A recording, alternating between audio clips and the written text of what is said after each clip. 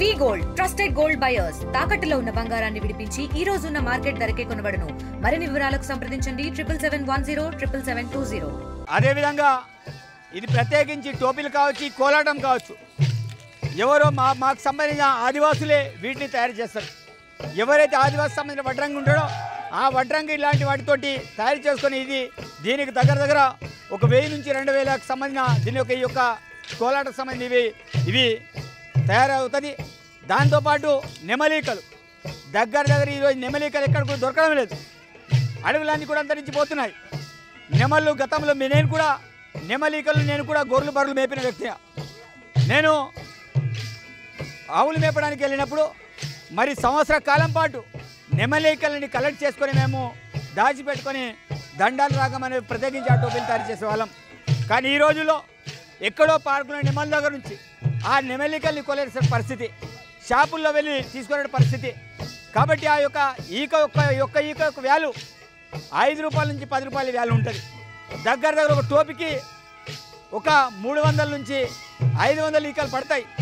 అంటే అర్థం చేసుకుంటే 500 ఈకలు అంటే 5 5 25 దగ్గర 2000 నుంచి 5000 వరకు అమౌంట్ అనేది ఖర్చు అనేది అవుతుంది. కాబట్టి ఆ టోపీ సైజుని బట్టి 5000 కావచ్చు, 10,000 కావచ్చు, 15,000 కావచ్చు, ఆ రకంగా అది ఉంటుంది.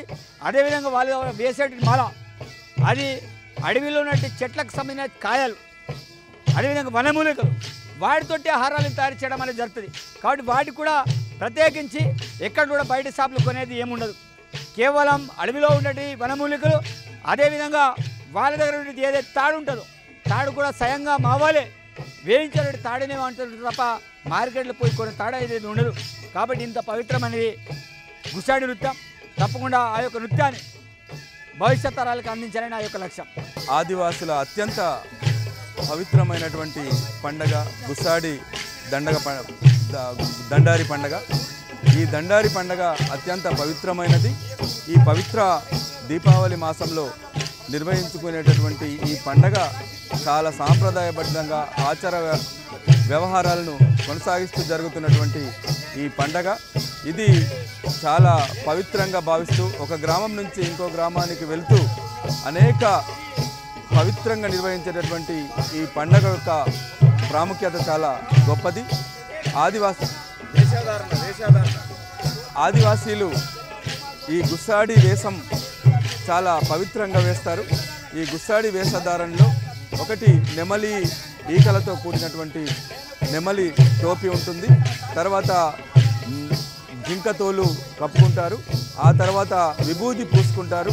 ఒక కర్రను పట్టుకొని ఆ కర్రతో వాళ్ళు వేషధారణ తయారు చేస్తారు. ప్రకృతి సిద్ధమైనటువంటి ఈ తయారు చేసేటటువంటి ప్రకృతి వనరులతో తయారు చేసేటటువంటి ఈ పవిత్రమైనటువంటి ఈ వేషధారణ చాలా పవిత్రమైనది. ఒక రకంగా చెప్పాలంటే మేమంతా నిరంకార్ శివుడి వేషంలో కనిపిస్తున్నటువంటి శివ అవతారంగానే మేము భావిస్తాం. ఈ శివ అవతారంలో శివుడికి ఉండేటటువంటి అన్ని హంగులు ఈ గుస్సాడి వేషంలో ఉంటాయి.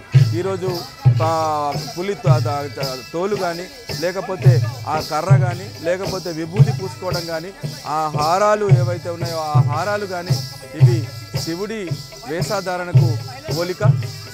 శివుడిని నమ్మేటటువంటి ఆదివాసులుగా మేము ఇది శివుడిగానే కొలుస్తూ అత్యంత పవిత్రంగా దీన్ని మేము ఆచరిస్తాం.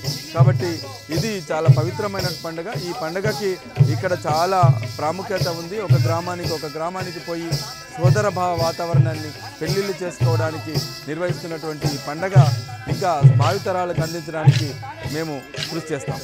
తెలుగులో ఫాస్టెస్ట్ న్యూస్ ఇప్పుడు కొత్త అవతారంలో 5 సెకండ్లోనే పూర్తి వార్తా సమాచారం మీ చేతిలో. సోషల్ మీడియా ట్రెండ్స్ మీ కళ్ళ ముందుకే live TV and voice search ఆప్షన్స్తో ఇప్పుడే డౌన్లోడ్ చేయండి. యాప్ లింక్ డిస్క్రిప్షన్లో ఉంది.